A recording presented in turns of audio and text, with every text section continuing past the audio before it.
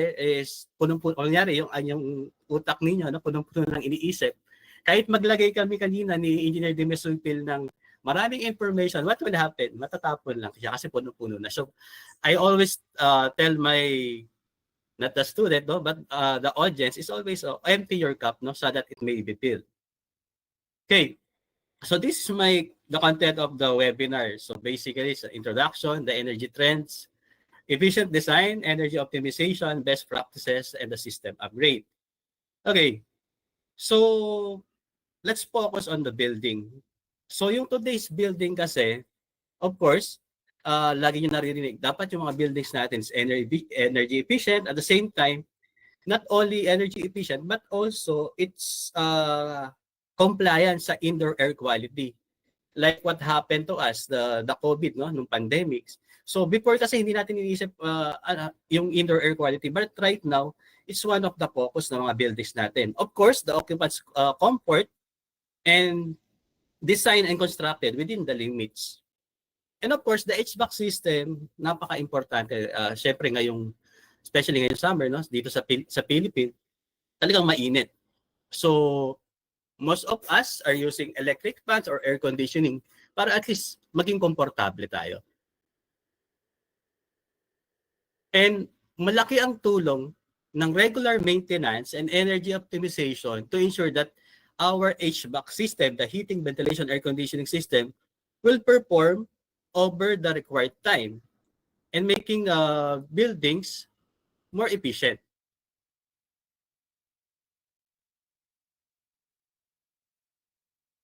So let me share to you the current energy trends and the carbon dioxide emission. So it is projected by 2030, no, na yung ating world energy consumption projection will increase by 62%. And at the same time, habang nag-i-increase yung energy consumption globally, what's happened is kasabay nito yung pag-increase also ng carbon dioxide emission by sector. So as you can see here, these are the three key contributors sa pagtaas ng carbon dioxide emission. You have the industry, transportation, and also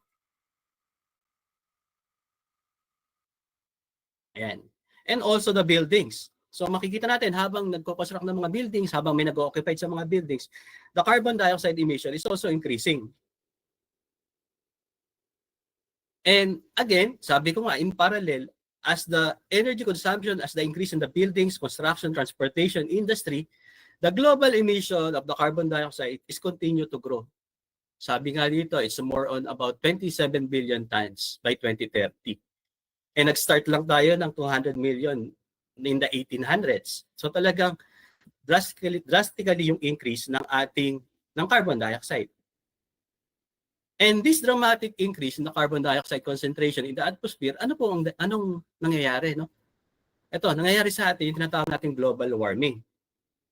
Which is na talaga nararamdaman natin. Nagugulat nga ako, di ba? Minsan walang pasok because of the heat index here in the Philippines. Talagang mainit. Na, sige, online class talaga yung mga estudyante natin para at least maituloy pa rin yung pag-aaral. So, and these are what happening around the globe. So, sa Philippines, before talaga mahihina lang yung bagyo. But right now, we experience super typhoon. While in the other parts of the world, drought naman. And of course, there are forest fires na nangyayari. And natutunaw na yung million of years na glaciers, no? Natutunaw na yung mga yelo. And ngayon, yung pagbaha, nagiging frequent na talaga. So, sa ayaw at hindi natin talaga, it's really, the climate change or yung pagbabago ng klima is really happening now. So, ito, pinaka-latest news, no? Pag-asa warns of dangerous heat level in 29 areas on April 26, which is today. Kasama dito ang Metro Manila, Nueva Ecija, and other places. So talagang we are really experiencing the climate change. And of course, dahil sa pag-increase din ng energy consumption, kumbaga in parallel habang nagpo-progress, habang nagiging industrialized tayo, habang nade-develop, talagang nakakalungkot isipin, no? Hindi nakaka-adapt yung ating weather at the same time the climate. So it's really happening now because of what we are doing.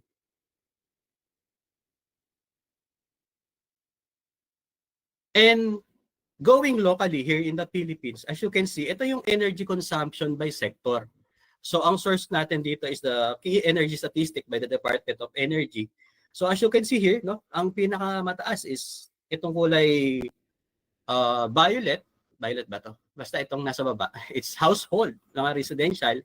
Then services, you also have the industrial, and it keeps on increasing. Ito yung data ng 2022 while this is the data of 2023. Talagang tumataas.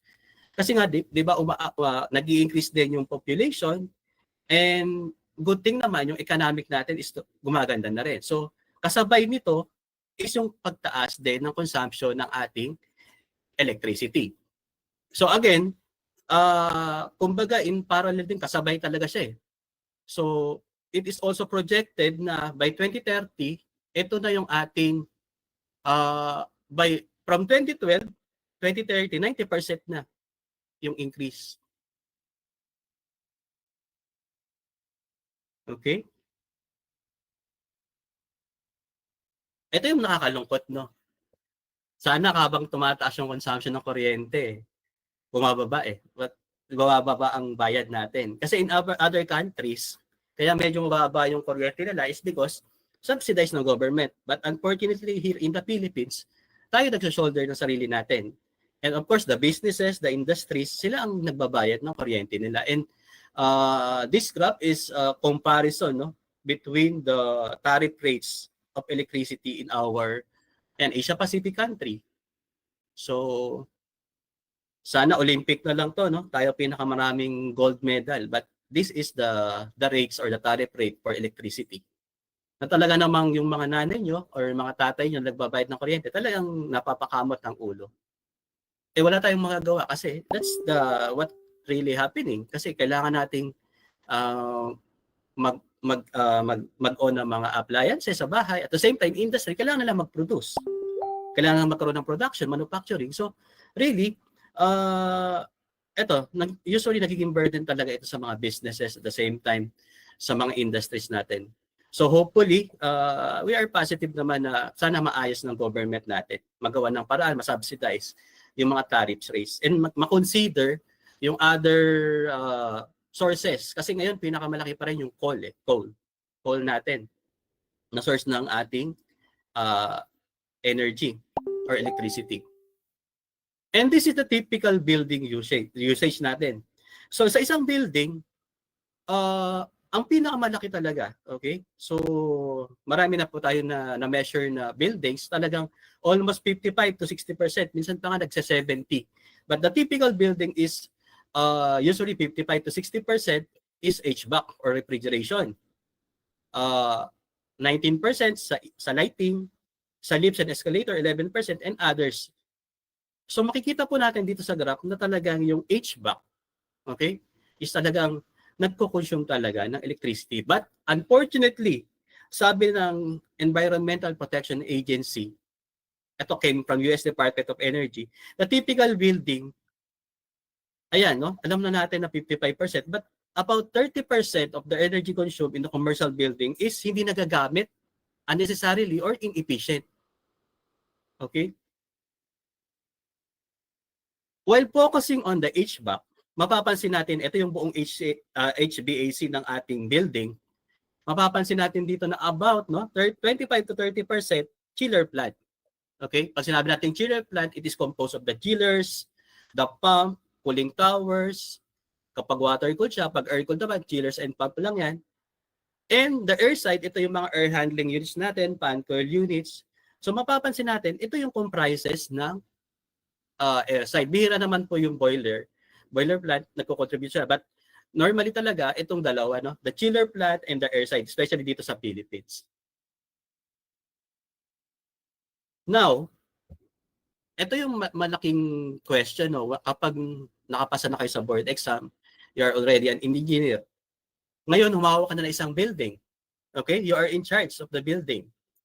Now, tatanungin ka ng boss mo, engineer, sino bang pwede dito? Si Engineer Hans. Medyo kailangan nating magtipid ng konti. Can you give me or enumerate energy savings para naman yung OPEX natin, operational expense natin is mapababa? or Engineer Dexter, kanina, yung ating MC pwedeng magbigay ka ng energy saving initiative. Kasi nga, we need to adjust. Okay? Ngayon, ikaw, nakinig ako sa seminar, sa webinar ni Sir Clifford. So, ikaw, very confident ka. So, ito po yung gawin natin. Boss, ito gawin natin.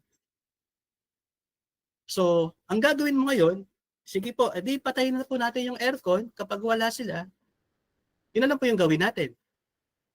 But, tatanungin ko kayo ngayon, sa tingin nyo, is that enough? Or is that acceptable? Sige po, ganito na lang po. Kasi ang mga room natin nasa 22 to 24 degrees. Itaas natin ang set point, sir, ng 26. Sa tingin nyo, is that acceptable? Sa tingin ba natin yung comfort ng mga occupants ng building natin, yung mga offices ba matutuwa sa atin at temperature natin 26 while the ambient temperature outside is 45 or 40, sorry? Hindi, no? So ano mangyayari sa iyo, engineer? Sa tingin mo, what will happen to you? So kakalungkot isipin, baka ito mangyayari sa iyo. Dahil wala kang maitulong, ayan, either you're fired or hindi ko na kaya, I quit. But don't worry, no? Don't worry, guys. Tutulungan ko kayo. With this opportunity, I will share to you some insight and opportunities for you para at least hindi ka naman matanggal agad. Kakahire mo pa lang ng 1 month, tanggal ka na sa trabaho or sumuko ka na. Okay? So ano nga ba ang role ng mechanical engineer in the HVAC system? Okay? We have 3. Okay? First one is you will be involved in the efficient system design. So kasama dito yung pag-select, ano bang sakto or ano ba dapat ang isusupply kong air conditioning system dito sa isang building na to. Okay? Then second is you will be part of the performance and energy optimization. So for example, may existing ng equipment, you will be part of the operation.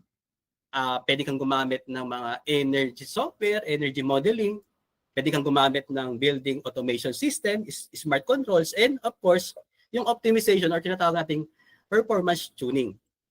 For example, kasi normally ang chillers, I think may mga idea na kayo sa chillers, ang optimal range ng isang chillers is normally 85 to 90%. But normally sa mga pag-visit ko sa site, what happened is naka-part load lang siya at 70% while ang tumatakbong chiller is 3 or 4. So sabi ko, ba't parang naka-part load lahat ng chiller mo but only 60 to 70%? Sayang naman. So baka pwedeng gawin natin, i-optimize muna natin ang system kasi ang pinaka-optimal point na isang chillers or isang air conditioning system is about 85 to 90% na may load siya. Okay? Kumbaga yun ang pinaka-sweetest spot niya. Bakit hindi ka na lang mag-run ng at least 1 to 2 chillers na optimize po pa yung system? Kasi may tinatawag kasi tayong optimal point where you are meeting the peak efficiency at the same time pinaka efficient pa siya in terms of the kilowatt hour or kilowatt consumption. So, yun, may mga ganong example. And third one is sustainable maintenance and upgrade. You will be part of the maintenance like the predictive, preventive, and energy efficient retrofit. For example, luma na yung planta mo. Kunyari yung pump is running na about 15 years. Nakikita mo naman na na-serve niya na yung lifespan ng equipment. So pwede mo na siyang palitan or kung gusto mo, kung bago pa naman siya, lagyan mo siya ng variable frequency drive. So again, good choice, no? Good choice. Bakit kayo nag-take na mechanical engineering? Kasi sobrang lawak ng field natin. And sipag lang, no? Marami kayong magiging work at the same time if ano kayo, pwede kayong magtayo ng sarili niyong business. And again, related pa rin sa HVAC.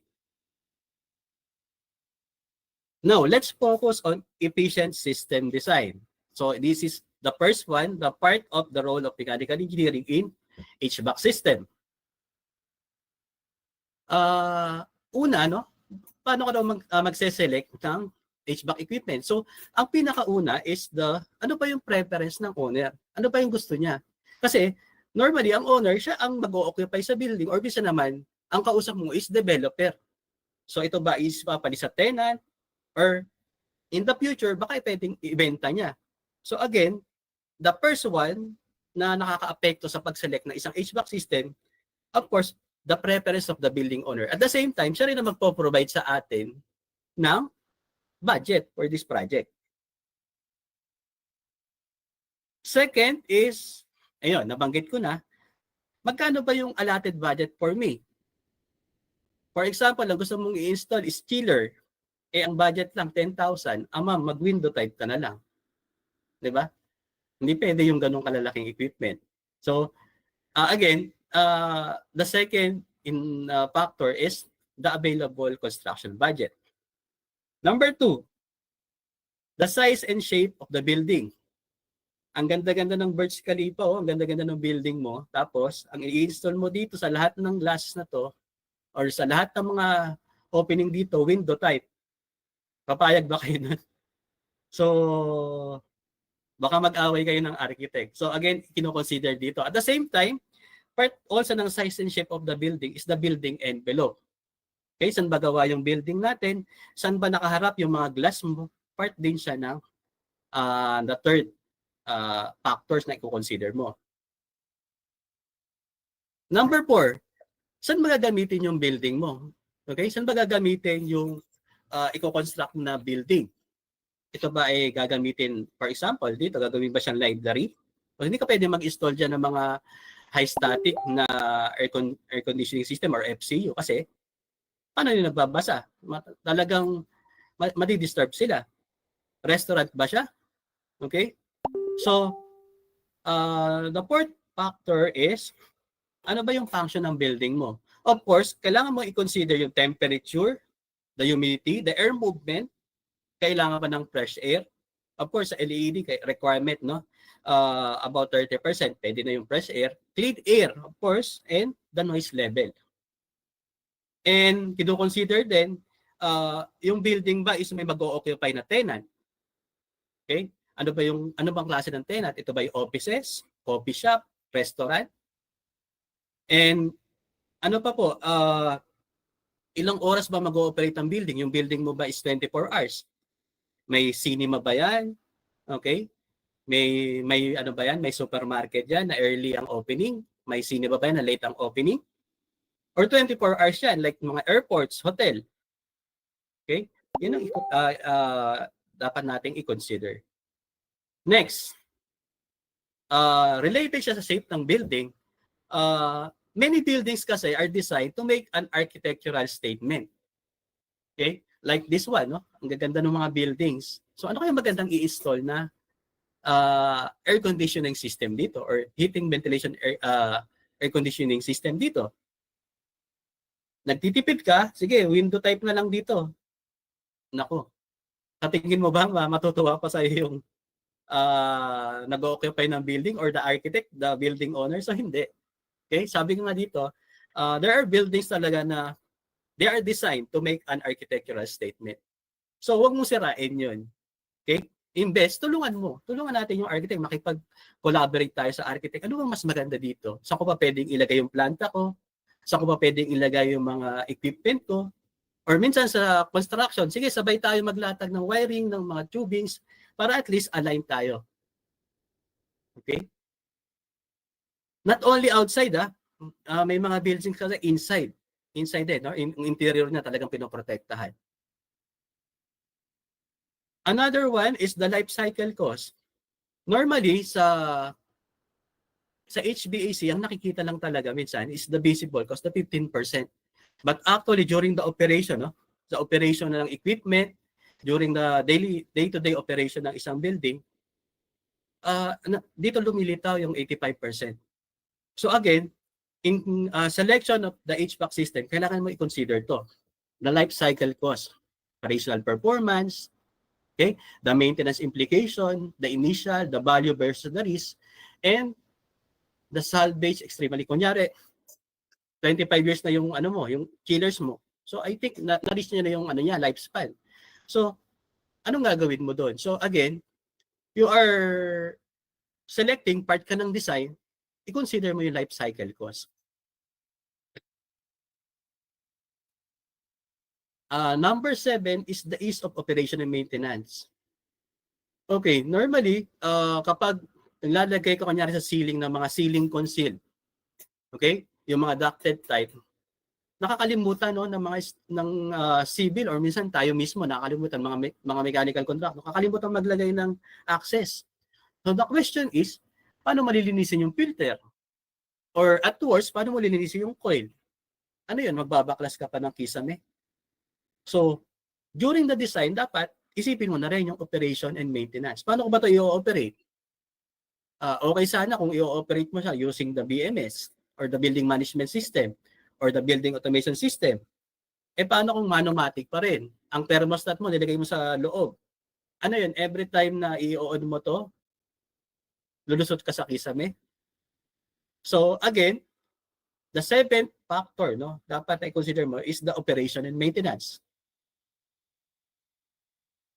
Next, ano ba yung time na inalat sa atin para i-construct or ikabit mo yung mechanical system? So, minsan kayo nagmamadali yung mga buildings. O, bigyan ka ng 3 months, ikabit mo yan lahat. So, dahil nga binigyan ka ng ganun timeline, kailangan mong i-adjust yung 6M, no? Yung manpower mo, yung materials mo, methodology mo, lahat i-adjust. So again, when dealing with, kunyari, ikaw ay isang mechanical contractor, dapat alamin mo. Or ikaw ay part ng building owner, ikaw ang representative, dapat i-monitor mo, dapat matapos within the specified time. Kasi bawat delay sa construction, definitely, it will incur cost and expenses. Okay? Yan po yung 8 factors, no, na nakaka-affect sa pag-select ng equipment or na HVAC system natin. Now, pag-aralan naman natin, now let's focus on the HVAC system itself, more on sa chiller plant natin. So, para mas madali yung ating system, i-compare natin sa katawan ng tao, no, para at least medyo mas malaman natin ano ba yung function ng bawat isa. So, mas pinadali ko lang yung explanation. Okay? Dapat daw sa isang chilled water system, ibig sabihin ng chilled water system, you have the chiller na po-produce ka ng chilled water system, no? Pinapalamig mo yung tubig, and then ito mag-circulate sa mga fan coil units mo, and then ang mga fan coil units or the mga AH natin, siya magbubuga ng malamig na hangin dito sa building natin. So ang tawag sa kanya is chilled water system. Now, ang sabi dito, the system must work with each other, not against each other. Kasi what will happen kapag hindi tugma-tugma yung design? Instead na mapalinig mo ang building, baka lalong uminit yan. Or baka may area na sobrang lamig, may area naman na sobrang init. So dapat, kapag system, the system must work with each other, not against each other. Okay? So parang, katawan ng tao, dapat daw holistic at saka integrated yung approach natin para ma-optimize yung ating system. Again, this is also part ng design. At the same time, part na rin to, medyo matatouch dito yung energy optimization natin. Kapag daw sa chilled water, ang pinaka-heart kasi ng system natin is the chiller. Okay? So this is a sample of the chiller. You have the evaporator, the compressor, the condenser. Okay? So, ito daw yung pinaka-puso. Parang sa tao, ito yung pinaka-puso. Kasi ang ating chillers or the AC units, ito po, water-cooled to, water-cooled type. Meron siyang refrigerant sa loob, so nagkakaroon ka ng heat exchange. Okay? So normally, ang pumapasok dito is 44 degrees Fahrenheit.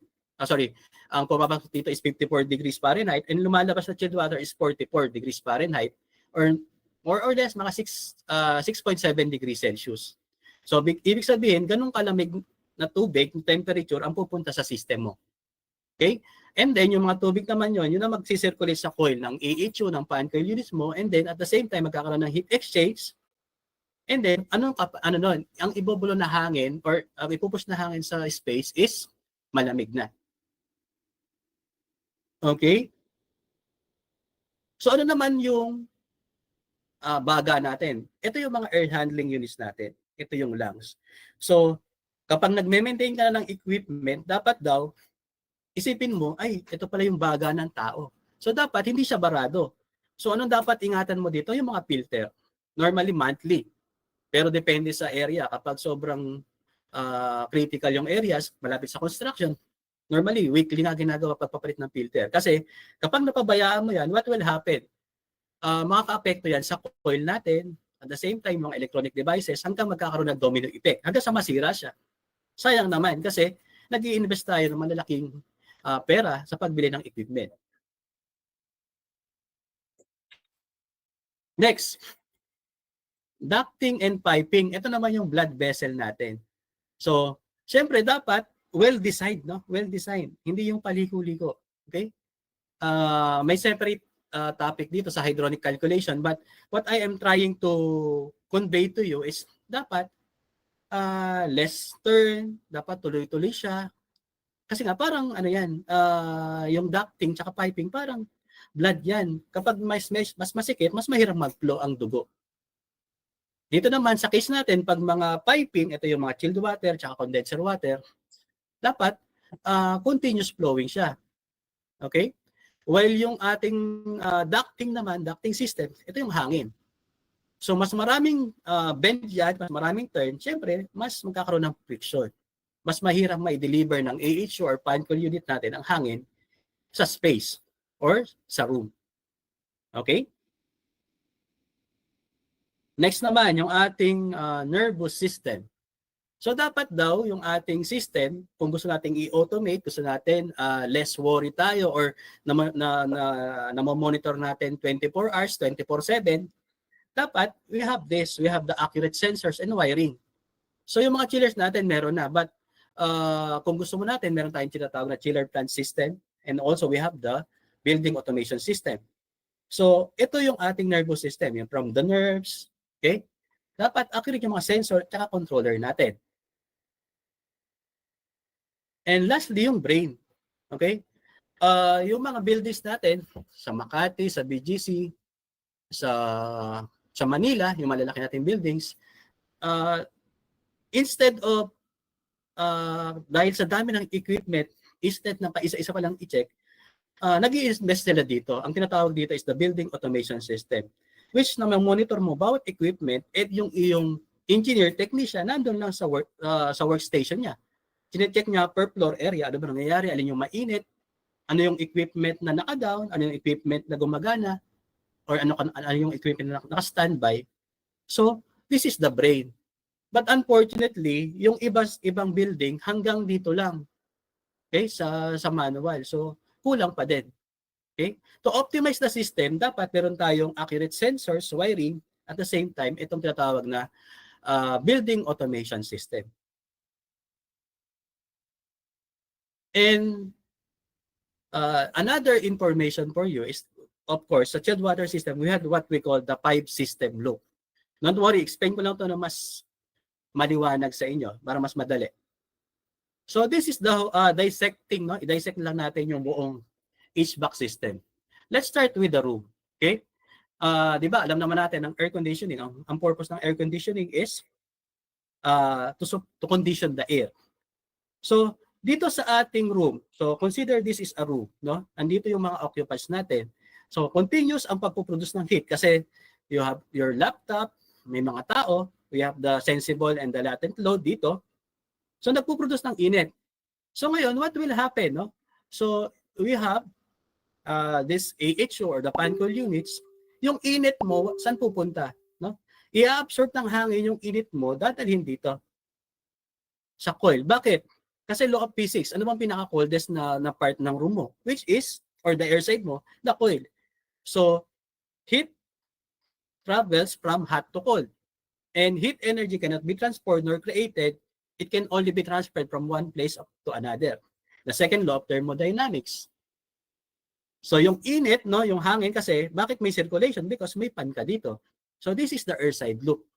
Okay? Yung init mo dito, yung init ng room, ina-absorb ng hangin, dinadala dito sa AHU, and what will happen, i-absorb yung init, and dadalhin dito sa ating chilled water. I-absorb, naka-piping kasi yung ating chilled water piping dito sa coil ng AHU natin, then kukuhanin niya yung init, dadalhin sa saan? Sa chiller muna. So, ang nagre-receive niya is the evaporator. And then sa evaporator, yung init mo, ita-transfer dito sa compressor. And what will happen, i-absorb kasi ng refrigerant yung init. Okay? Kasi para mas maintindihan nyo, ang init kasi, dito ang heat addition or the QA, and dito yung heat rejection. Okay? From left to right. So yung chiller mo, okay, yung compressor mo, what will happen? The refrigerant will absorb the heat. Magkakaroon siya ng magiging high pressure siya, high temperature, and the compressor of the chiller will compress. And what will happen? Magkaroon ka ng heat exchange. Yung condenser water, it will absorb the heat from the refrigerant at ibabato niya papunta dito sa ating cooling tower. And the cycle continues, no? Kuha ng init, ito-transfer sa chilled water, okay? Ita-transfer ang chilled water sa evaporator, yung refrigerant i-absorb yung heat. Okay? Kapag gawing tataas ang pressure, no? I-absorb ng refrigerant kasi yung init, tataas ang pressure ng compressor, the pressure ng refrigerant, and then i-absorb naman ng condenser water yung init at ilalabas. Okay? So same cycle, no? Kaya ang tawag dito is loop, paikot-ikot lang. Okay? From heat addition going to heat rejection.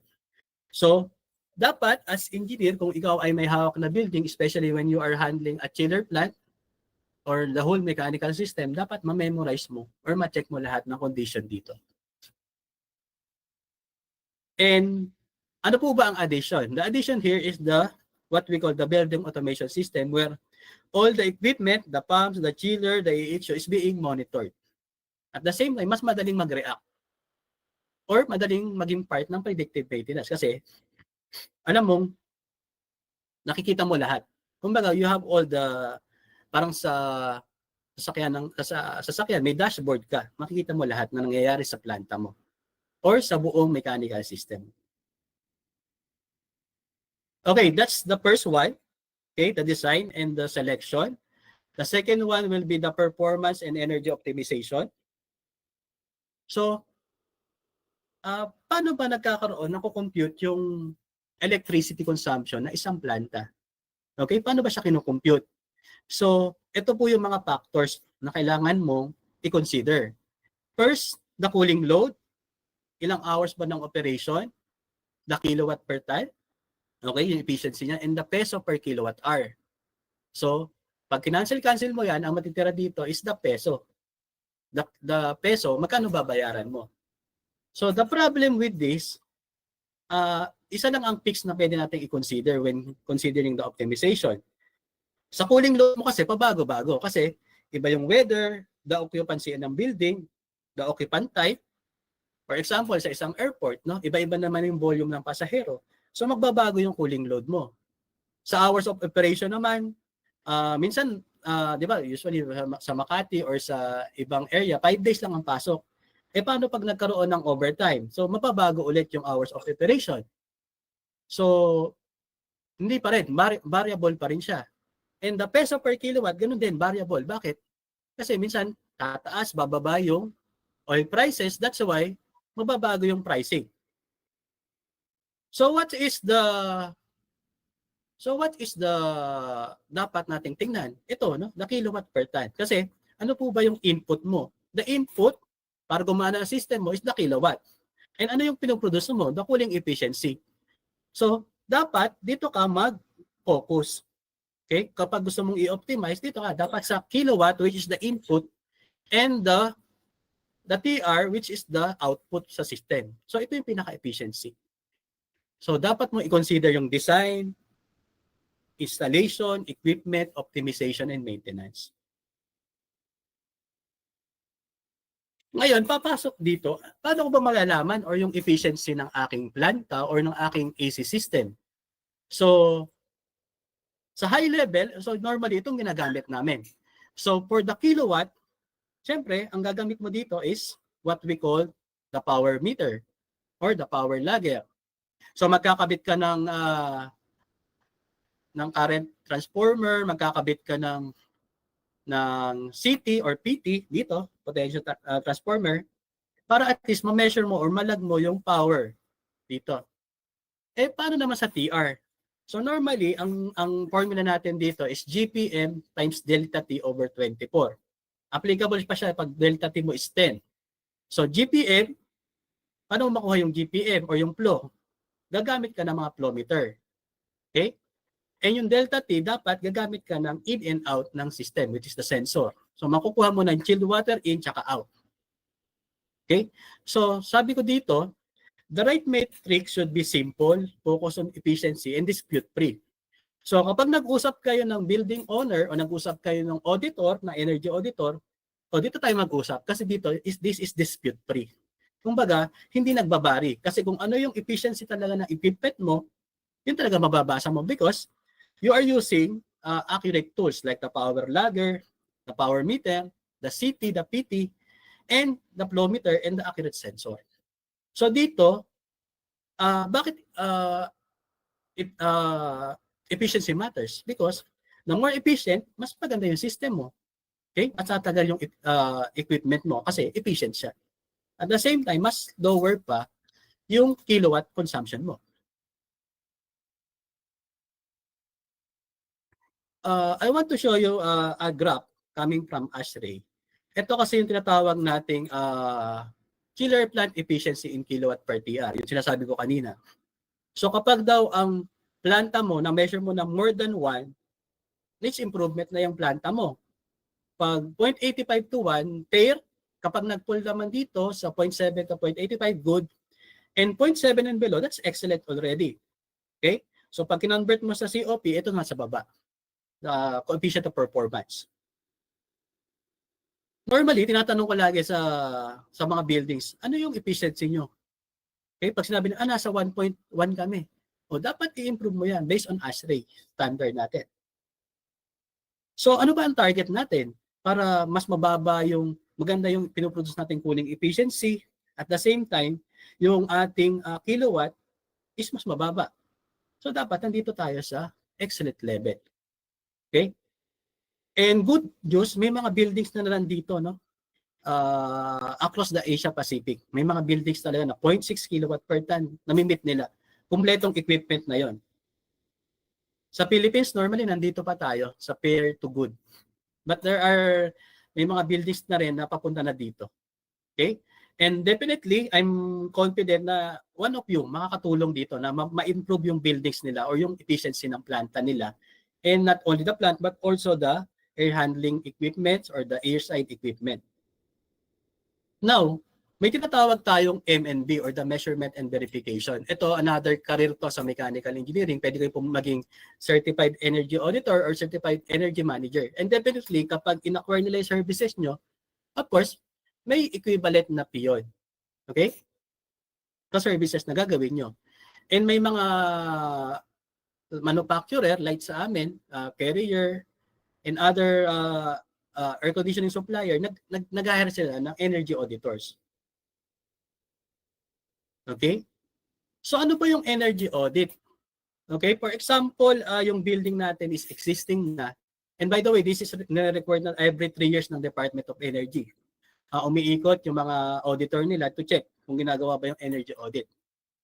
So, ang level 1 ng energy audit is this one. I will just explain briefly, no? Ano ba yung level 1 audit? First is the document review. So, kunyari ako yung auditor, i-audit ko yung building ninyo. Siyempre, ang unang hihingin ko dyan sa inyo is the consumption. Magkano ba yung kilowatt consumption ng building nyo? Ano ba yung operation ng building nyo? Okay, 24 hours po ba yan? May as-built plan po ba kayo? Meron po ba kayong equipment schedule ng building? May mga nadagdag po bang equipment? So, lahat ng document na meron sila or the PM, kung meron po ba silang PM, may mga preventive maintenance record po ba kayo? So, dito po yan sa document review. And then after that, we will do the walkthrough. So, iikot na tayo.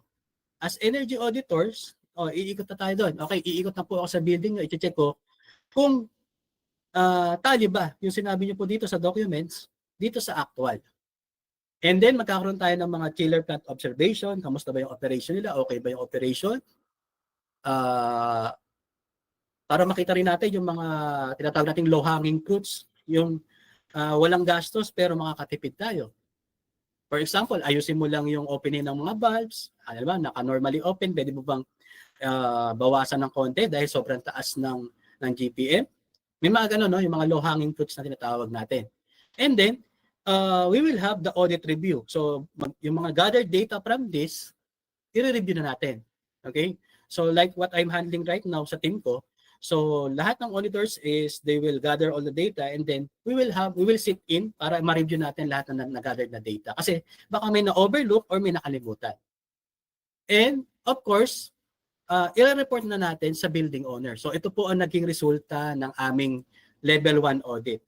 And then, ano po ba ang dapat nating i-check dito? Ano po ba ang dapat nating i-improve? And then, go na tayo sa next level, which is the measurement and data logging. So dito na po maglalagay tayo ng mga equipment. That's the level 2 audit. To ensure and tama yung mga na-collect nating data dito sa level 1. So by the way, level 1 can be 1 to 2 days lang. Pwede na to, maiikot mo na yung buong building.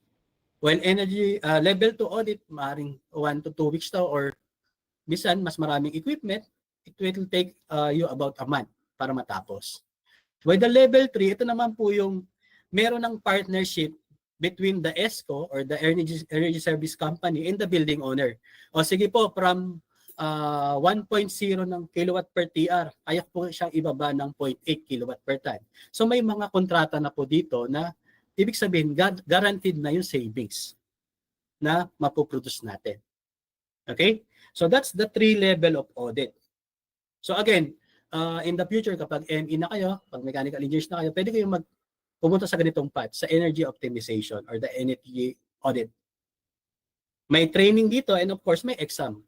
Na ina-administer naman or ino-authorize naman yung mga training center ng Department of Energy. And then, bibigyan ko ng certification from the DOE. Bigyan ko kayo sample ng mga ginagawa namin. Ito yung recent lang, meron kaming na-audit. So, ito, we have the temperature mapping for the isang building. So, airport po siya. Ayan. Mapapansin natin dito sa ibang areas, kulay yellow, which is the 22 to 23 degrees Celsius.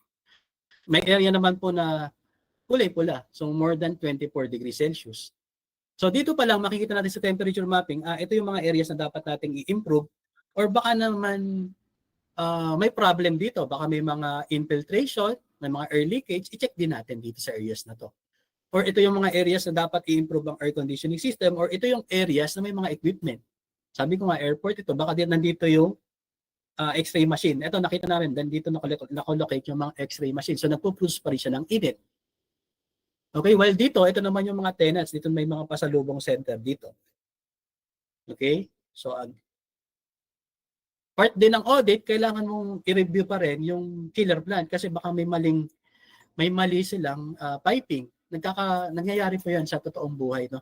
Kahit sabihin, kahit anong review mo, minsan nagkakaroon talaga ng problema sila sa piping, minsan nagsasama yung supply tsaka return. And definitely, makaka-apekto sa system mo. So by the way, ang system nila is composed of 3 air-cooled chiller. They have also 3 chilled water pump. So pag air-cooled, walang cooling tower ito. Okay? But the capacity is much lower. 150 TR lang po ito mga to. And they also have the air separator here. And pag present po ito sa owner, makita mo dito may blue tsaka yellow. Ibig sabihin nun, at that time of the audit, yung kulay blue ito yung operation while yung isa is standby. Yan. And then, ipe-present natin, during this audit, makita natin, good pa siya. Good. Kasi ito is, ito naman pong graph na to is for air-cooled, no? Applicable siya sa air-cooled. So, 1.4 to 1.5, nasa good siya. But again, sabi ko nga, pwede pa nating ma-improve sa excellent yan. Mas maganda. And the reason for this, ang nakita natin dito, sobrang taas ng GPM. So, pwede pa siyang ma-improve through the use of BFT sa mga pumps natin. Okay, so yan, napakita ko na. So more or less, nasa good siya. Kumbaga, okay na siya. But meron pa, no? Marami pa tayong improvement na pwedeng gawin.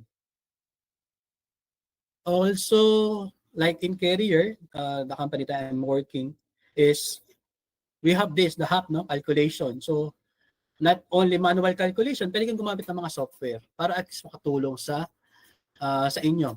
Okay? So, supposed to be 300 yung naka-install dito, but using the hub, pwede pa siyang ma-improve. Pwede siyang gawing 600 capacity para mas lumamig yung ating building.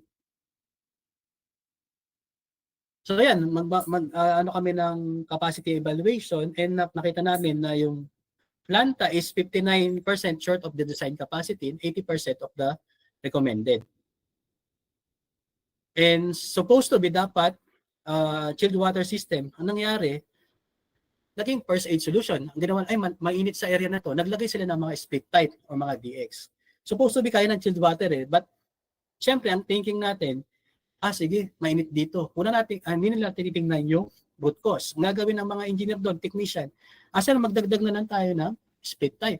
Mas mabilis nga naman, but it will contribute sa kuryente, mas tataas. And then we also check the chilled water, the pumps. Sorry for the picture, yan talaga yung totoong buhay, no? Ayan. Ito yung mga itsura ng mga gauges nila. Okay? Ito yung mga AHU. Ayan. Condition. Sarap-sarap pa naman ang upo mo doon, no? Tapos ito pala yung nilalanghap mong hangin. So definitely, ito naman yung mga ducting nila. Again, no, yung maintenance talaga is play a vital role, okay, sa pag-ooperate na isang building. Ayan. So it's really evident sa mga diffuser at sa mga return. Talagang puro alikabok na. And ito yung BMS nila. Unfortunately, the BMS is down din. So basically, yung BMS operator nila, wala nang ginagawa kasi sira na. And then we come up with this. So ano ba yung high, medium, low?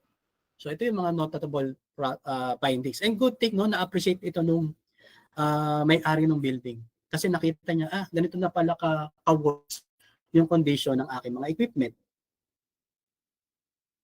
And what's next? Ano ba ang susunod? Ang next dito is the level 2.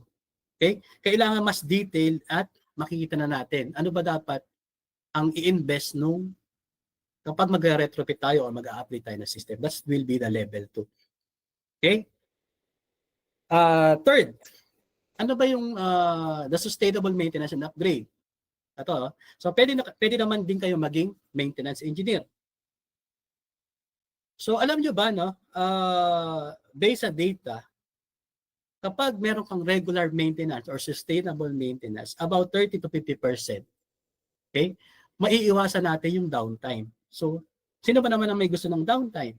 Okay, siyempre babalikan, engineering. O bakit naka-down yung aircon dito? Hindi kami makapag-trabaho ng maayos. Okay?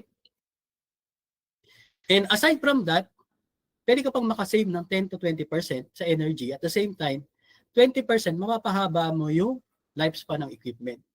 So again, that is sustainable maintenance. So reminder lang, when doing the maintenance, again, safety first. So when working, siyempre sinasabi ko lagi sa mga team ko, hiniram lang namin kayo sa asawa nyo, sa nanay, tatay nyo. So please, no, safety first. Wear the proper PPE, safety helmets, high visibility clothing, ito sa mga critical areas, eye protection, yan. Safety shoes, hand gloves. May mga chiller na maiingay, so kailangan mo, or mga pumps, kailangan mo mag ear protection. Sa pag-i-implement ng isang PM program, dapat buong taon ang consideration. Okay? So dapat may schedule na lahat ng equipment within the year. Kasi pag walang ganito, 50-week preventive maintenance schedule, ano yun, manghuhula ka lang ng gagawin. So with this, alam na ng mga tao mo or ng team mo yung gagawin nila for the whole year. And at the same time, maa-assess mo as manager, as engineer, pwede ko palang gawing quarterly na lang yung cleaning ng mga filters. Kasi pag monthly, malinis pa naman yung mga filter. At the same time, okay pa yung efficiency ng machine ko. So ito yung pinakasimula. Dapat you have the 52-week preventive maintenance schedule for the whole equipment sa HVAC. And nakaplat na yan dapat. And from your manager, engineer, sa mga technician, sa mga helper, dapat nakarelay ito lahat. Para makita nila na, buong taon pala may gagawin kami. And buong taon, nakaschedule na. And kung may mga delay man, dapat mahabol natin. Sa pagsisimula ng project, normally ito magkakasama, no, sa commissioning, yung sinabi kanina sa first speaker natin. Ito yung magkakasama, the customer's representative, the GenCon, the mechanical team or the installer, and the testing and commissioning engineer. But habang tumatagal, no, nag-ooperate ng building na turnover na, ang natitira na lang po sa building natin, ayan, ikaw na lang matitira doon, the maintenance engineer who keeps the building system running efficiently to prevent breakdown. And of course, dapat timely rin kapag may nasisira, syempre, may wear and tear yung mga machine natin, dapat timely yung pag-repair niyan. And also, syempre, yung mga maintenance provider, kukuha ka ng mga service provider na authorized or minsan dapat the manufacturer itself. So sila nang gagawa ng repair. And of course, they are using approved parts and standard, hindi mga substandard. And minsan nawawala na tong GenCon, ang kausap mo na lang building owner. Minsan kayo na lang dalawa nag-uusap or ikaw mismo is part of the building management. Ang isa sa mga chinecheck, no, sa mga equipment, for example, this pan or pan ito, check mo yung mga clearances, the mounting foundation, the leveling, or the vibration. So, minsan gumagamit tayo nito. Okay? Ang tawag nito is vibration analyzer. So, bawat equipment kasi may tinatawag tayong vibration signature. Dapat, di ba, pag pirma sa mga bangko, no, kapag nagbago yung pirma mo, ibabalik, sir, iba po yung pirma mo. Yung mga machine, especially yung mga moving machine, may tinatawag siyang vibration signature. So, dapat hindi siya nagbabago from installation up to operation. So, gumagamit tayo ng mga vibration analyzer. So, ikinakabit mo yan sa different points ng machine, like the pumps, the chillers, cooling tower, ayan, AHU, fans, blowers. Next naman is the piping. So, sa water piping connection natin, sa chilled water at condenser water piping, chine-check to, no? Yung mga gauges, yung mga isolation valves. Kasi may na-meet akong customer na talagang 20 years na from the startup nung kanyang planta, hindi na-open, hindi na-exercise yung valve. So what happened? Nag-stack up siya. So instead na i-exercise mo lang yung mga valve, what happened is, nagpalit tuloy siya. Sayang naman.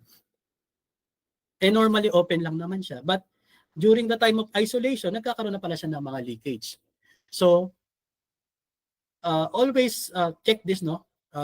Involves regular inspection, tightening, cleaning, lubrication, replacement of worn parts, of course, to prevent leaks, corrosion, and system failure. Kasi kapag gusto nating i-isolate ang system, kunyari magde-drain tayo ng tubig, kapag hindi gumagana ang valve, malaking problema yon. So paano mo ma-drain ng tubig? Paano mo ma-isolate ang system? Maliligo ka niyan doon sa planta. So ayaw natin mangyari yon. Isa pa, no? Sir, ano po kami, mechanical engineer, pero kailangan matuto rin tayo sa electrical. Okay?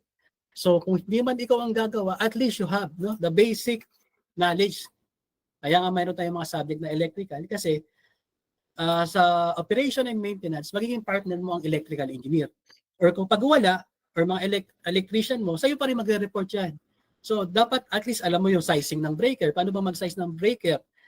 So you look at the maximum overcurrent protective device or MOPD.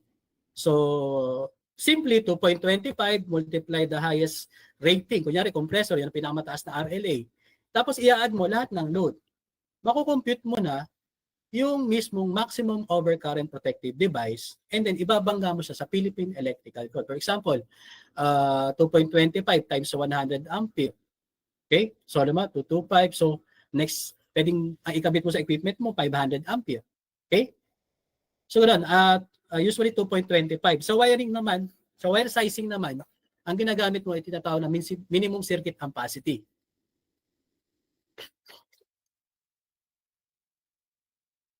For example, no? Engineer, kabitan mo nga ako ng aircon dito. Kailangan ko rin talaga ng kuryente na ikakabit. Kasi nga, engineer, ano po ba ang kailangan mong anong size ng breaker? Ano po ba ang wire na kailangan mo dito? So with this basic knowledge, pwede mo i-compute. Sa breaker size 2.25 multiply do sa highest RLA or highest ano mo, kunyari compressor nga.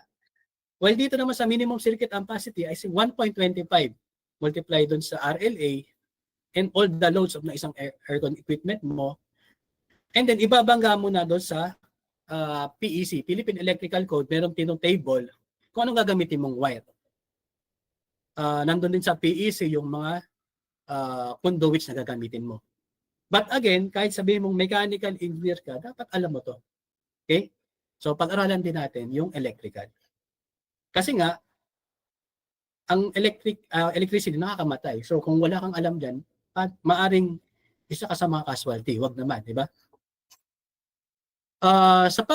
Sa PM kasi ng electrical, normally ang ginagawa natin dito, especially sa mga panel, nagkakaroon tayo thermal scanning. So annually, nagsha-shutdown tayo ng mga panel. We do that retightening, okay, the cleaning, pina-vacuum natin yung mga loob ng panels, ng mga equipment natin, thermal scanning, sabi ko nga kanina, of course, to prevent overheating, faults, electrical hazard. Just to share with you, no, may tao ako dati, no, matagal na. Na-terminate siya sa isang trabaho niya. Bakit? Kasi yung 4160, 4160, no, na voltahe, tinester niya nung regular tester. So what happened? Buti nakasurvive siya doon sa incident na yon. Pero paano kung hindi? So again, electrical knowledge is very critical din sa atin as mechanical engineer.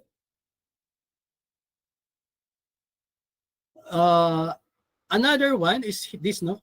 Aside from the electrical, ito sabi ko kanina, put lotto, no, lockout, tag out, to ensure na habang nag-o-open ka ng mga panel, nakasarado yung breaker o nakababa yung breaker. Kasi pag walang lockout, tag out, what will happen? Akala nung kasamaan mo, nag-break time si sige, ako na lang mag-PPM. Ginawa niya, instead na ibaba yung breaker, itinaas niya. E nandito ka pala, no? Nagko-conduct ka ng retightening. So, alam niyo na mangyayari. Accident will happen. Okay? Then, cleaning. Ito isa sa pinaka-importante, no? Cleaning. The proper way of cleaning. Sa mga coil, no, hindi basta banat ng pressure washer. May standard dyan, no? May decrease angle. Sa pagtutorque naman, may torque requirement tayo, foot pound, no? May bawat isang screw dito, merong requirements na torque requirements. Tapos yung sa resistance naman ng mga contactor, meron din. Okay? And mga fuses natin. And ito naman, additional information din, is all about the supply naman. Unlike sa other countries, malinis yung supply ng kuryente. Pero here in the Philippines, medyo, unfortunately, hindi ganun kaganda. Especially sa mga three-phase. So dapat daw, the unbalance in the voltage should not increase 2%. So ano po ba ang formula ng voltage? And same lang naman din sa currents, ganito rin ang formula. Pero ang ilalagay mo lang dito is the current. So you will get the average voltage. Kunyari, you have 3 voltages, 385, 390, 375. You get the average. And then, isubtract mo yung average dito sa lahat ng linya. Ayan, no? Ginawa ko na po dito. And ano po yung pinakamataas? Itong 375, which is the highest deviation. So, absolute value siya. So, ang gagawin mo is, yung kukuhanin mo yung 8.33, divide mo sa average. So, in this, no, yung supply.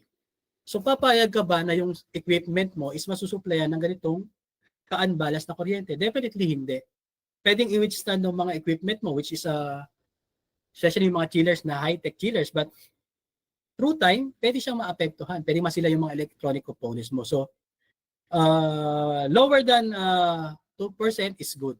Mas mababa dyan, 1% is good. Higher, medyo pangit. Kasi, ano bang epekto sa current? At least 1% increase unbalance will contribute to 10 to 15% sa current.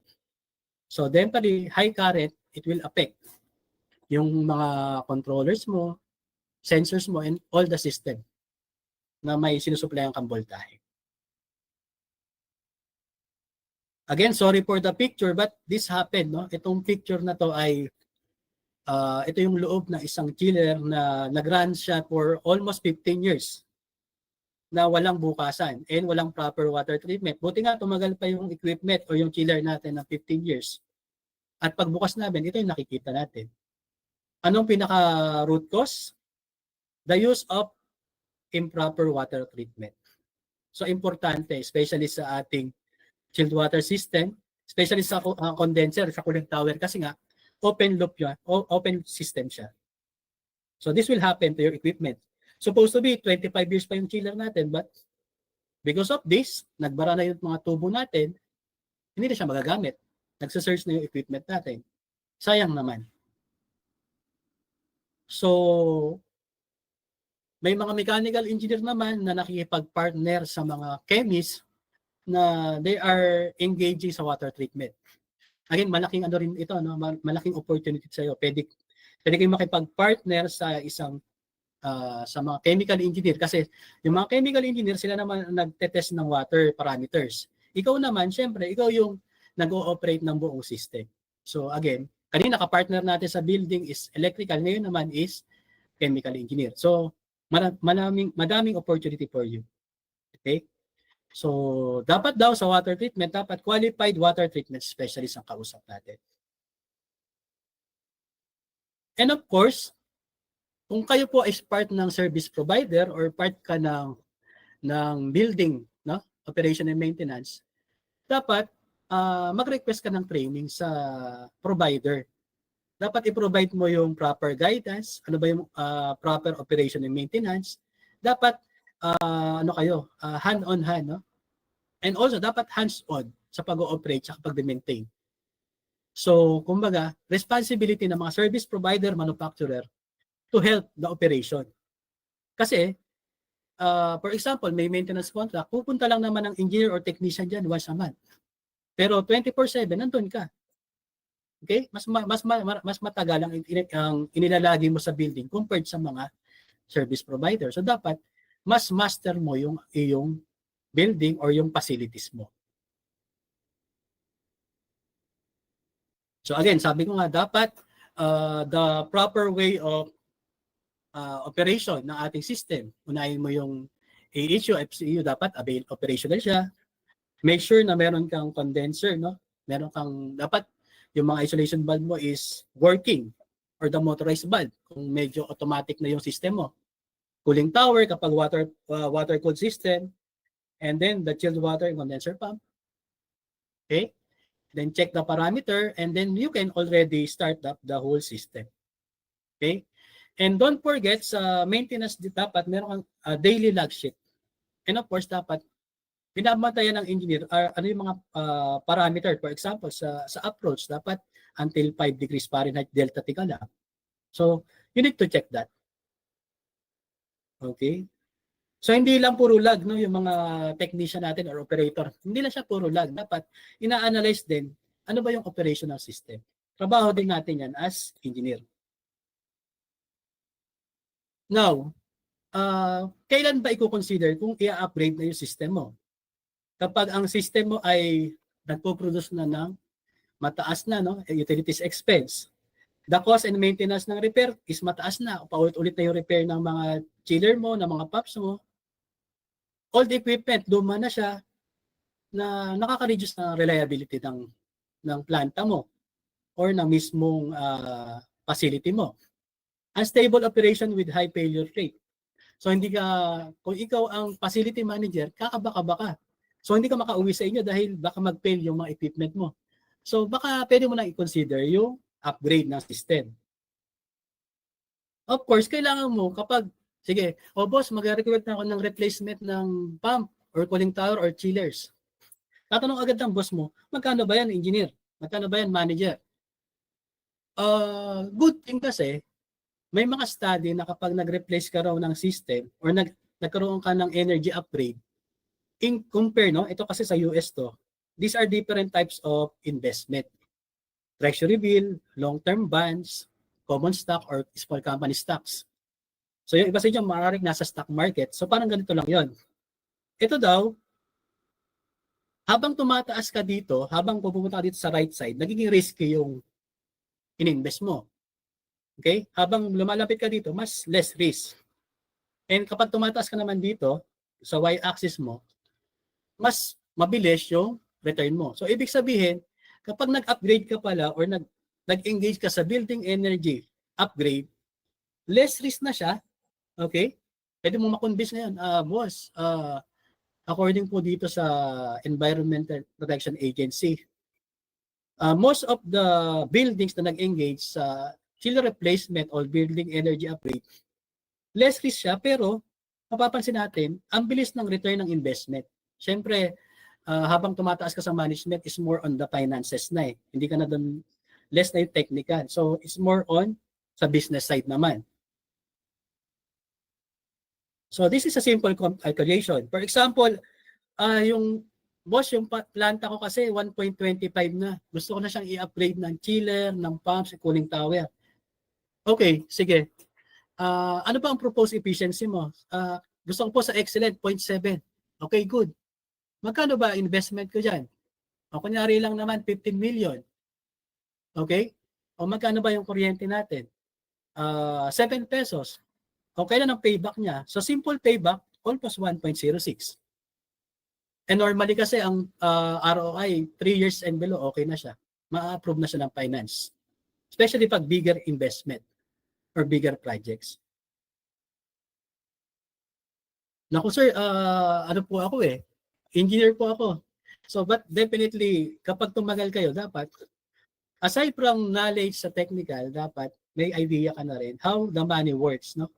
Dito naman po is the total cost of ownership. Makikita natin dito, kapag daw, no, yung kulay orange, no, ito naman is yung gagastusin mo. Kapag inoperate po pa rin ang system mo, no, without upgrade or without any maintenance, ito gagastusin mo, no.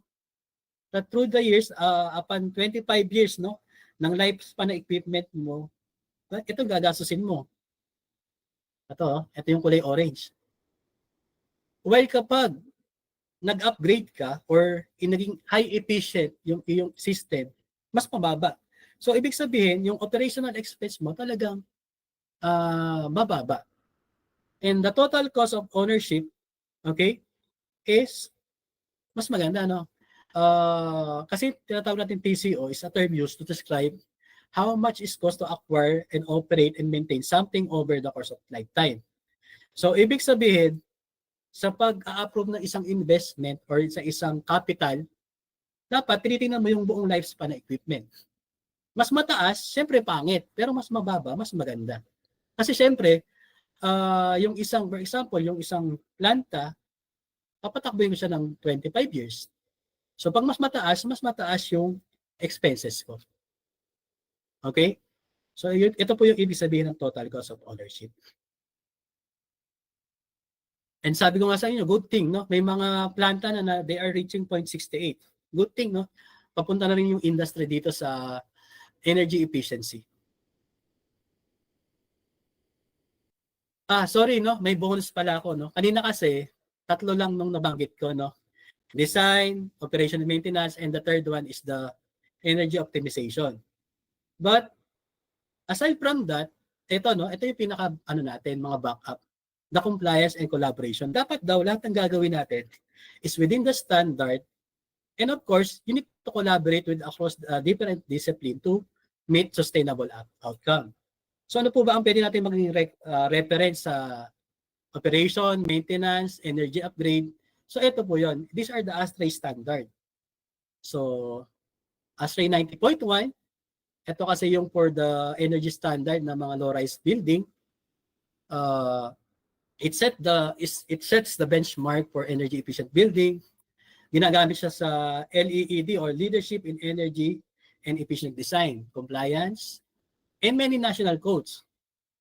ASTRAE 62.1, ito naman yung ventilation for acceptable indoor quality. ASTRAE 55, ito naman yung thermal environmental condition for human occupancy. ASTRAE 189.1, which is the design for high performance building.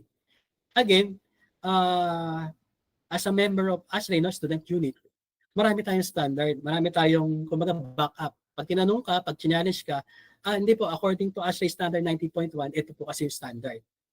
And di ba ang ASTRAE naman is continuous, no? Continuous doing their job, no? improving, continuously yung pagte-testing, no? Research and development. So, nai-improve itong mga standard na to. So, definitely, mas nagiging accurate as we go along. But, then again, if you have these references, you are sure na yung ginagawa natin is tama and within the standard. Locally naman, we have the LEED and the Verde certification. Katulad ko, I'm a certified also ng green building. So, magagamit nyo yun, no? As you go along sa career nyo sa mechanical engineering.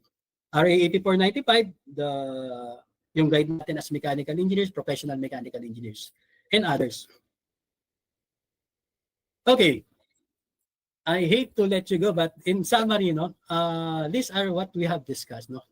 The energy used for the HVAC.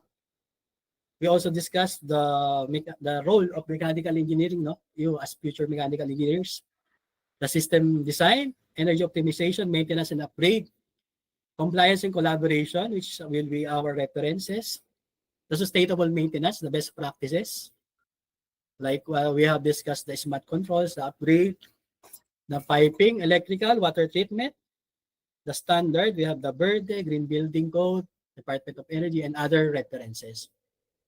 Okay, but wait, there's more, no? Sabi ko dito, the sustainable future depends on changing one simple things. The way we think. Kung hahayaan lang natin, kung umaga, sige, kung nag-ooperate naman yung system ko okay na yan. Pero if we will think, no, sustainability, dapat, we are thinking, no, not only for ourselves, but also for the future and for the environment also. Para we can live and work, no, in a clean, healthy places. Sabi nga natin, yung mga offices, at the same time, yung mga place of work, second home na natin. So dapat, sustainable din.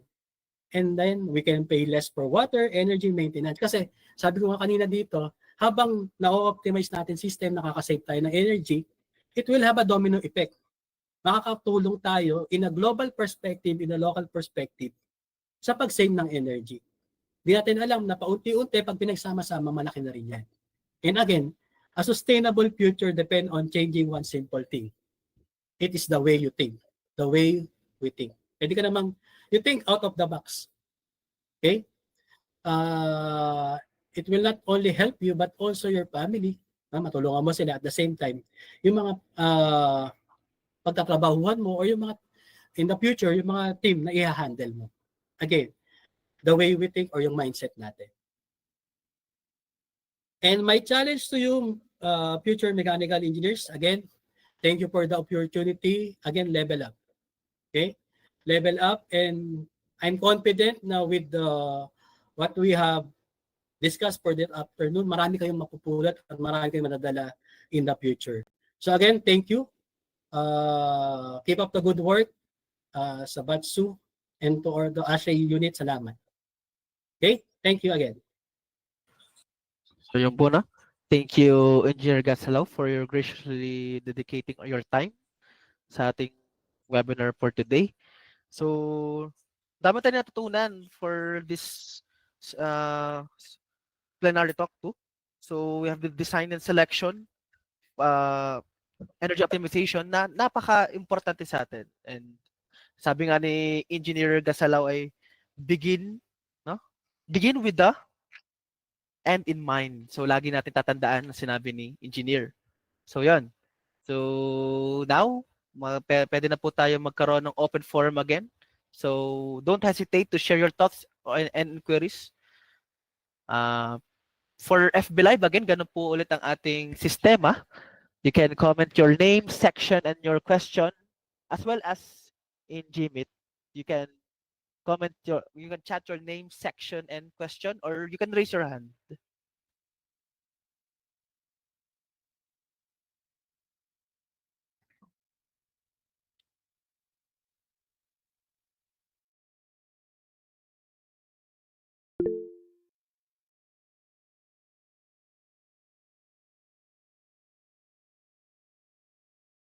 Okay, may nag-raise po ng hand from si Renz Ivan Palbacal. So, sige po. Good afternoon po, from ME 4201.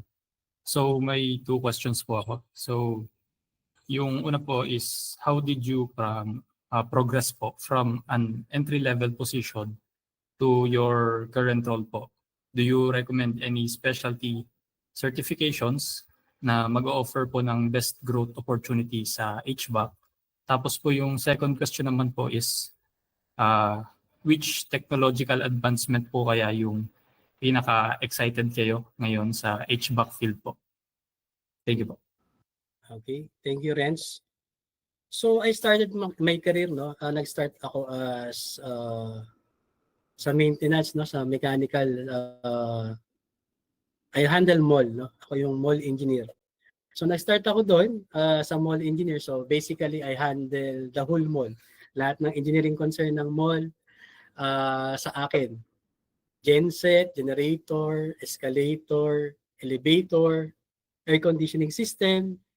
Minsan may complaints pa ng customer. Pati nga security, pinahandle na rin sa akin. So ngayon, inisip ko, at the start, sabi ko, ganito na lang ba talaga ang gusto ko? Sabi nga kanina, di ba, begin in the end of mind. Sabi ko, ito ba yung gusto ko talaga na maging career growth ko or maging progress ng career pathway ko? So, nakita ko, no, sabi ko, parang maganda yung yung career sa air conditioning. Kasi I also handle that no, sa mall. Nakita ko ngayon yung isang doon, isang contractor, naglilinis sila ng air conditioning. Nakita ko yung you have the carrier, the trade, sabi ko, parang kukunti lang sila. Ibig sabihin parang limited lang yung mga nakakagawa nung gusto nilang gawin. Sabi ko, I want to become an expert in air conditioning.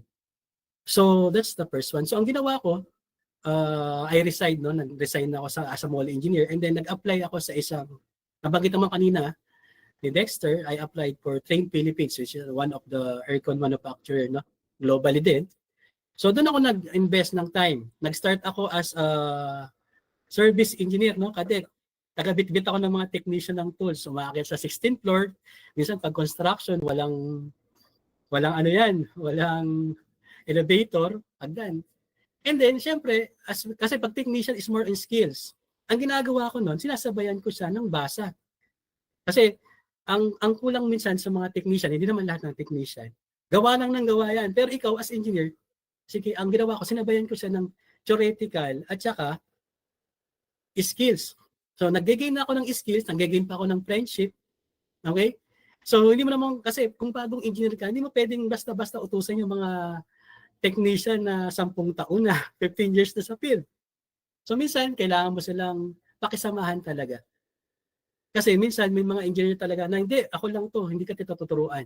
So you also learn not only the technical aspect, but also the emotional aspect of doing a job. And then eventually, kasi ang katwiran ko kasi, kung may gagawin kang isang bagay, ba't hindi mo gagalingan? Okay? Kumbaga, gagawin ko rin naman to, ba't di ko pagalingan? Ganun rin naman yung di ba? You are doing something, bakit hindi mo pa gawing mas maganda? Okay? So, eventually, after no, naging, na-promote ako as the trainer na. Okay? Handle ko na yung mga technician, engineer, I do the training. And pag trainer ka, dapat you are 10 books ahead of what you are teaching sa mga sa engineer technician. So dapat continuous learning, huwag titigil. Kasi kapag tumigil kang matuto, you will hurt yourself, no? Not only technically but also sa other, no? Sa leadership, sa management. Dapat tuloy-tuloy lang ang pag-aaral. Eventually, promote ako sa management. So mapapansin nyo kanina, I also completed my master's degree, di ba, sa business. Kasi during sa train, ako na yung pinaka-head ng technical. But nakita ko, bakit hindi ako ma-promote na executive? Then, ni-research ko, ano bang meron itong mga executive? They have the business acumen. So again, para makapunta ka dun sa gusto mo, dapat back-upan mo din yung sarili mo. You need to learn from that. So that is a lot of sacrifices, lots of sleepless nights, Sometimes kasi kung gusto mo yung isang bagay na makuha, dapat mag-sacrifice ka din, no? Spend time, okay? Kung kailangan mo magpa-mentor, look for a mentor. Ako, I'm very fortunate, no? Isa rin sa mga hanapin nyo is someone who will mentor you. Ako, I'm very fortunate sa mga naging work ko. May nagme-mentor sa akin. Look for that. Definitely, kung makatrabaho kayo, definitely I will mentor you. Okay, in the future, kung halimbawa mag-apply kayo sa career at maging part kayo ng team ko, definitely I will have to mentor you. Pay it forward. Ang second question is, you have to develop these 3 things, no? Kung may notebook kayo, sabihin nyo. First is your competence. Okay? I-develop niyo yung competence nyo. So, dapat you are one step ahead. Definitely, di ba magkakaibigan kayo, sabay-sabay kayong graduate. Sabihin natin, pumasa sa board exam is 100%. Yes, magkakaibigan kayo, but definitely, magkakahiwa-hiwalay din kayo. Ibig sabihin, may kanya-kanya na kayong path. May mapupunta sa power plant, may pupunta sa fire protection, may pupunta sa HVAC. Definitely, magkakahiwa-hiwalay kayo. So, ibig sabihin, you need to develop competence. Okay? Competence. Technically man yan, or other, basta, you need to be competent. Learn new skills na sa tingin mo magiging one step ahead ka. Number 2, no? Character. So, may nagtanong sa akin, sir, ano ba ang hinahanap niyo kapag may mga applicants? Lalo na kung lahat yan is licensed mechanical engineer. So sabi ko, I'm not looking on the technical kasi naiintindihan ko na nagsisimula pa lang kayo. Lahat kayo pare-pares kayo ng alam kasi pare-pares kayo nakapasa sa board exam. Or lahat kayo nakagraduate ng mechanical engineering. So basically, yung level of knowledge is almost the same. No? Hindi naman pantay-pantay, but almost the same level. So I'm looking on the character. Ito bang tao na to, ito bang engineer na to is trainable? Ito bang engineer na to is have discipline? So that's one. The first one is competence. Okay? The second is character. Character. So ito bang engineer na to pwedeng in the future maging leader ng company? Okay? Ito bang engineer na dinide-develop ko pwedeng pumalit sa position ko? Okay? That's character. And lastly, the purpose. Okay? Lastly, purpose. Ano ba purpose? We open look, no? Sabi, ano yung purpose ko? Bakit ako ng mechanical engineer? Okay? So you will always go back. Bakit ka ba nag-aral? Okay? Bakit ka ba naghihirap mag-solve? Para ba kanino? O, di ba, may commercial. Para kanino ka bumabangon? That's your purpose. Yan ba is para sa family nyo, sa mother mo, sa kapatid mo? Sa'yo yun. So, just look at that three, no? 3. Competence, character, and purpose. And definitely, siguro pag nagkita tayo 5 years, 10 years pa now, sir, tama po kayo, no? Successful na mechanical engineer na po ako. Dinevelop ko lang po yung 3. And sabi nga nila, ang dalawa daw, no? There are 2 days, no, na dapat mong malaman na pinaka-importante sa'yo. Yung una is yung day na pinanganak ka na, and number 2 is the day na nalaman mo yung purpose mo, bakit ka nabuhay. Okay? That's purpose. Okay? Develop nyo lang yung 3 yun, no? Competence, learn new skills, mag-aaral kayo. That's competence. Character, learn to how to speak, okay? Communicate properly, learn to be a good leader. That's character. And purpose, bakit ko ba ginagalingan? Okay? Bakit pa kailangan maging mechanical engineer ako? Para ba kanino to?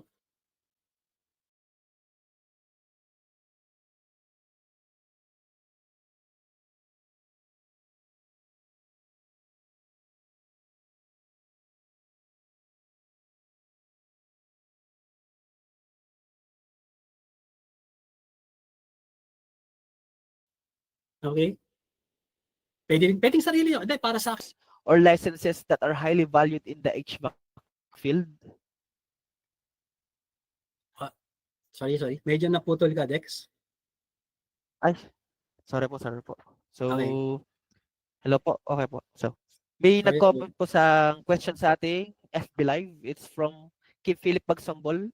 And his question is, are there specific certifications or licenses that are highly valued in the HVAC field? Okay. For the certification, okay, normally ang pinaka-basic certification or licenses is to be a licensed mechanical engineer. Yun muna yung goal nyo, no? Yun muna ang i-goal nyo ngayon initially. Kailangan maging mechanical engineer ako, no? Maging licensed mechanical engineer. Of course, dahil nga magaling naman ang BATSU, no? Normally 100% lagi kayo sa board exam, kaya I'm confident na kayang-kaya nyo yan, no? Maging mechanical engineer in the 2 to 3 years from now sa mga, next year, no? By next year siguro, engineers na yung karamihan sa inyo. First step is to take the PRC licenses. Okay? So that merong magpapatunay na sa'yo na you are certified or you are licensed. That's PRC. Okay? So kumbaga, kung may nagda-doubt sa'yo, may license ako. It's the mechanical engineering. Next, don't worry, no? Kapag ang tinatahak mo talaga is the HVAC industry, companies will eventually develop you. Kung nakikita ka as their talent, i-develop ka nila. Ang sisimulan mo dyan is the certification sa mga products. Okay, yung mga sinasabi ko kanina, air conditioning system. Kunyari, mapunta ka sa company, sa amin, sa conception carrier. Siyempre, ang pinakaunang certification siya is how to operate, design, maintain those equipment. And hindi ka gagastos kasi ang gagastos doon ay yung mismong company na pagtatrabahuhan mo. Well, outside naman, outside the company or external, good thing, no, you have the ASRE.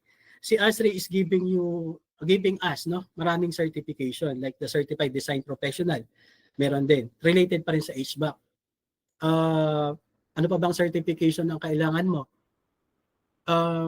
Kung gusto mo maging part ng services, siguro taking NC2 ng RAC, pwede rin. It will be an advantage. Ano pa ba?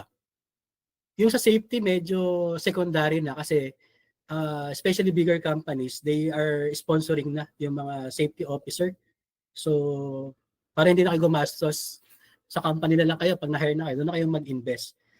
Unless you are building your own business, pwede kang mag-take ng safety trainings or safety or AMO, no? Authorized Managing Officers. Basically, ano pa ba? Pwede kang mag-take din ng trainer certification courses para mapunta ka sa linya ng pagde-training, learning and development.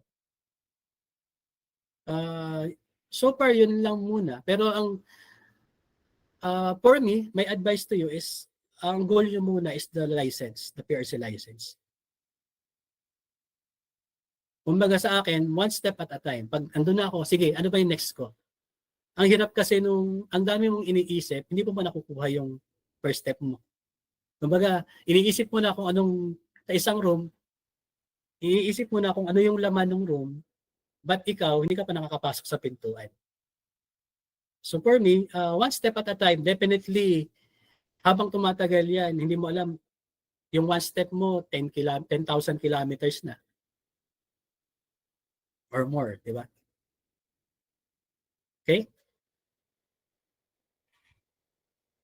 Thank you po, Engineer. And meron pa po tayong questions here in Google Meet from James Pag Kaliwagan from MV4203. And his question po ay, what are some common misconceptions about the invisible costs on maintenance of HVAC systems, and how can overlooking this affect long-term system performance and expenses? Okay. Kapag normally kasi, ang ginagawa, magkasama na, no? Kumbaga, ang tawag sa operation and maintenance engineer. Minsan, nagpo-focus lang ang isang building, no? More on operation. And the maintenance, minsan yung maintenance na o-overlook. So what would I suggest is the audit, yung kinuro ko sa inyo kanina. Mas maganda, you will get another internal or external auditor para may someone na mag-check sa integrity ng equipment mo. So, but definitely good thing kasi may yung Department of Energy kasi meron siyang tinatawag na lahat ng building is required na every 3 years may energy audit.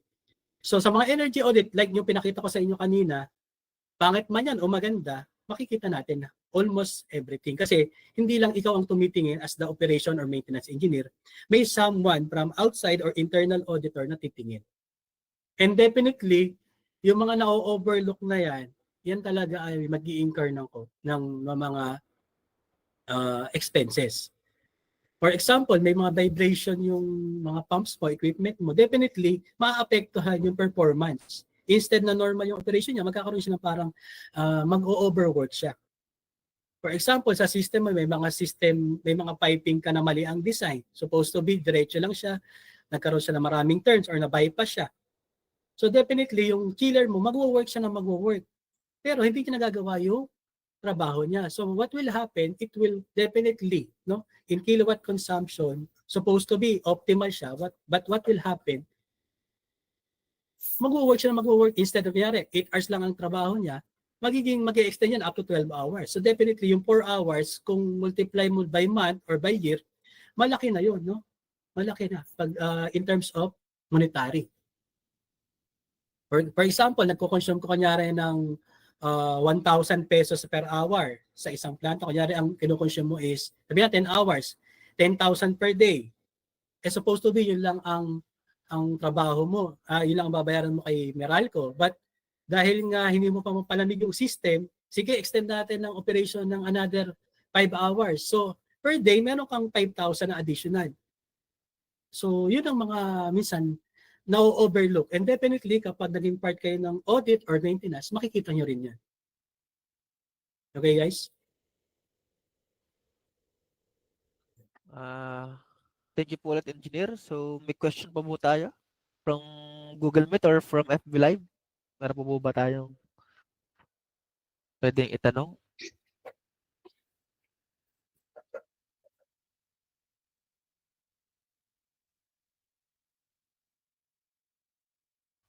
So, I guess wala na po sigurong magtatanong.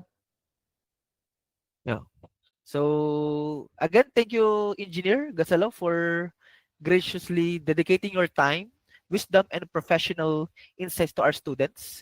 Your talk was not only captivating, but also rich with information, providing meaningful perspectives that significantly deepen the students' grasp of the subject matter. So, let's proceed now po to awarding of Certificate of Appreciation.